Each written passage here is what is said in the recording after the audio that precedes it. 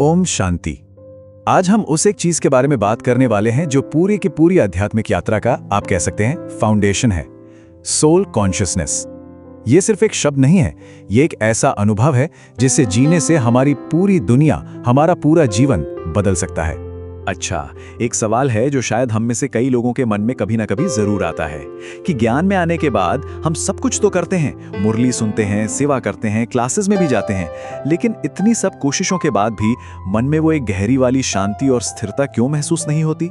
चलिए आज इस सवाल की जड़ तक पहुंचते हैं। तो आखिर इस बेचैनी का, इस अनरेस्ट का असली कारण है क्या? देखिए, ये कोई बाहर की लड़ाई नहीं है।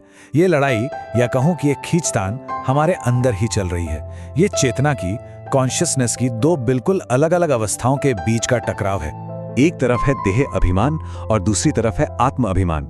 जब हम सोचते हैं मैं डॉक्टर हूं, मैं एक पिता हूं, मैं एक महिला हूं, ये सब क्या है? ये देह अभिमान है। हम खुद को उन लेबल से पहचान रहे हैं जो हमें इस शरीर के साथ मिले हैं। और पता है, यही जड़ है सारे क्रोध की, अहंकार की और दूसरों से तुलना करने की। लेकिन इसका एक और पहलू भी है। जब हम खुद को एक चेतन ऊर्जा के रूप में देखते हैं, इस शरीर को चलाने वाली एक शक्ति के रूप में, तो हम आत्माभिमान में होते हैं और वहां सिर्फ शांति, स्थिरता और खुशी है। तो फिर इसका हल क्या है? रास्ता क्या है? इसका समाधान बहुत ही सिंपल है, लेकिन उतना ही गहरा भी। अपने असली स्वरूप को समझना, और सिर्फ समझना नहीं बल्कि इसे गहराई से महसूस करना कि मैं ये शरीर नहीं हूं, मैं एक आत्मा हूं। तो चलिए थोड़ा और गहराई में जाते हैं। ये सोल कॉन्शियसनेस, ये आत्मा अभिमान आखिर है क्या चीज? जरा सोचिए, आप एक प्रकाश का बिंदु हैं, अ पॉइंट ऑफ लाइट, एक चेतन शक्ति जो इस शरीर में रहती है और इसे चलाती है, लेकिन आप इससे पूरी तरह अलग हैं। ये शरीर तो बस 5 तत्वों का एक इंस्ट्रूमेंट है। जैसे एक ड्राइवर गाड़ी चलाता है पर वो गाड़ी नहीं होता, बिल्कुल वैसे ही मैं आत्मा इन आंखों से देखती हूं पर मैं ये आंखें नहीं हूं, मैं तो इन्हें इस्तेमाल करने वाली शक्ति हूं। इसको ना एक बड़े ही मजेदार उदाहरण से समझते हैं। कभी सफेद कपड़े पहने, स्पेशली कोई सफेद टी शर्ट या कुर्ता, पूरा दिन एक अवेयरनेस रहती है ना? अरे चाय ना गिर जाए, अरे कहीं कोई दाग ना लग जाए। बस यही वाली अवेयरनेस, यही निरंतर जागरूकता जब बुद्धि में बैठ जाए कि मैं आत्मा हूं, तो हर काम करते हुए ये चेतना बनी रहती है। और जानते हैं सबसे खूबसूरत बात क्या होती है? जब ये कॉन्शियसनेस शिफ्ट होती है ना, तो हमारे रिश्ते बदल जाते हैं। तब कोई माँ बेटा या बॉस एम्प्लॉय बात नहीं कर रहे होते, नहीं, असल में तो एक चमकता हुआ सितारा दूसरे चमकते हुए सितारे से बात कर रहा होता है। सोचिए कितनी बदल जाएगी दुनिया इस एक समझ से। अच्छा, अब कुछ लोगों के मन में आ सकता है कि ये सब बातें सुनने में तो बहुत अच्छी लगती हैं, पर क्या ये सिर्फ कोई आध्यात्मिक कल्पना है या इसके पीछे कोई साइंस भी है? चलिए अब इस विचार को बदलने के पीछे का साइंस देखते हैं। जी हाँ, ये सिर्फ विश्वास की बात नहीं है, इसके पीछे पक्का सॉलिड साइंस है। और मजे की बात तो यह है कि आज का मॉडर्न साइंस वही कह रहा है जो हजारों साल पुराना आध्यात्मिक ज्ञान हमेशा से कहता आया है। साइंस की दुनिया में एक शब्द है न्यूरोप्लास्टिसिटी। इसका सिंपल सा मतलब है कि हमारा ब्रेन पत्थर की लकीर नहीं है, इट कैन चेंज, वो बदल सकता है। जैसे हम रोज जिम जाकर मसल्स बनाते हैं, वैसे ही हम रोज एक ही थॉट को रिपीट करके अपने ब्रेन में नए रास्ते, नए न्यूरल पाथवेज बना सकते हैं। जो विचार हम लगातार दोहराते हैं, हमारा दिमाग सचमुच खुद को उसी के हिसाब से ढाल लेता है। इसी को कहते हैं आइडेंटिटी रीप्रोग्रामिंग, मतलब अपनी पहचान को फिर से प्रोग्राम करना। सोचिए, अगर कोई बार बार सोचे मुझसे नहीं होगा, मैं तो कमजोर हूं, तो ब्रेन में वो वाला रास्ता एकदम हाईवे बन जाता है। लेकिन अ बिग बट, अगर हम कॉन्शियस एफर्ट करके एक नया विचार प्रैक्टिस करें, मैं एक शक्तिशाली आत्मा हूं, तो हमारा ब्रेन इस नई आइडेंटिटी के लिए एक नया हाईवे बनाना शुरू कर देता है। और जानते हैं, पूरा राजयोग मेडिटेशन इसी पावरफुल साइंस पर तो बेस्ड है। ओके, सो थ्योरी तो बहुत हो गई, अब आते हैं एक्शन पे। अब सवाल यह है कि इसे अपनी डेली लाइफ में लाएं कैसे? Let's talk about the actual practice. कुछ बहुत ही सिंपल लेकिन बहुत पावरफुल प्रैक्टिसेस।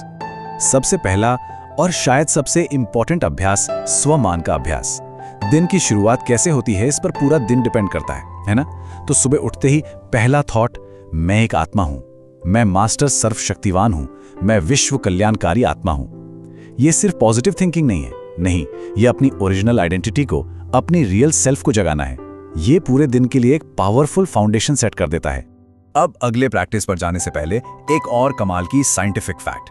साइंस कहता है कि हमारा ब्रेन असलियत और गहरी कल्पना में फर्क नहीं कर पाता। मतलब जब हम किसी चीज को बहुत डीपली विजुअलाइज करते हैं तो ब्रेन के वही पार्ट्स लाइट अप हो जाते हैं जो रियल एक्सपीरियंस में होते हैं। Isn't that amazing? तो चलिए इस सुपर पावर का इस्तेमाल करते हैं। और इसी सुपर पावर का यूज होता है हमारी दूसरी प्रैक्टिस में, स्वदर्शन चक्र। आंखें बंद करके खुद को सिर्फ इस जन्म का नहीं बल्कि अपनी पूरी जर्नी का हीरो देखना है। मैं आत्मा जो सतयुग में देवता थी, फिर द्वापर कलयुग में पूज्य बनी और अब संगम पर ब्राह्मण हूं, फिर फरिश्ता बनूंगी और फिर से देवता। जब हम इस पूरे साइकिल को देखते हैं ना, तो इस शरीर की छोटी मोटी बातों से डिटैचमेंट अपने आप आ जाता है। और तीसरा अभ्यास, जो शायद थोड़ा चैलेंजिंग है पर सबसे रिवॉर्डिंग भी है, अपनी दृष्टि को बदलना। मतलब सामने वाले को उसके रोल में नहीं देखना, ये मेरी माँ है, ये मेरे बॉस हैं, नहीं, उनको एक आत्मा के रूप में देखना। सोचना कि ये भी एक सोल है, परमात्मा की संतान है, जो इस वर्ल्ड ड्रामा में अपना यूनिक पार्ट प्ले कर रही है। इससे रिश्तों में हार्मनी और प्यार अपने आप आ जाता है। तो ठीक है, हमने थियरी समझी, प्रैक्टिस भी जान ली, पर इससे मिलेगा क्या? What's the pay of? इसके जो रिजल्ट्स हैं वो सच में लाइफ चेंजिंग हैं। चलिए सोल कॉन्शियसनेस के 5 बड़े फायदों पर एक नजर डालते हैं। नंबर 1, डर खत्म। सिंपल, शरीर नश्वर है, आत्मा अमर, तो डर किस बात का। नंबर 2, गुस्सा खत्म। जब सामने वाला एक एक्टर है जो अपना पार्ट प्ले कर रहा है तो गुस्सा कैसा। नंबर 3, कंपैरिजन यानी तुलना खत्म। हर सोल यूनिक है, हर किसी की जर्नी अलग है, नो कंपैरिजन। Number 4, stability. बाहर चाहे तूफान भी हो पर अंदर शांति बनी रहती है। एंड नंबर 5, क्रिएटिविटी बढ़ती है, क्योंकि एक शांत मन ही इंटेलेक्ट की पूरी पावर को अनलॉक कर सकता है।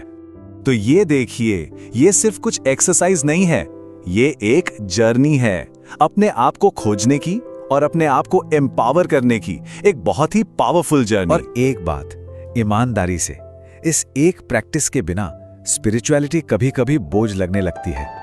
रूल्स, रेगुलेशंस, है ना?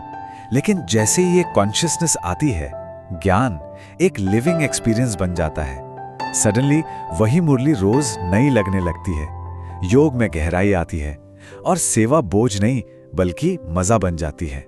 और आखिर में बस एक थॉट, इसे हमेशा याद रखना, जो आत्मा आज यहां बैठकर ये अभ्यास कर रही है ना, वही आत्मा आने वाले समय में इस धरती पर देवता बनकर राज्य करेगी।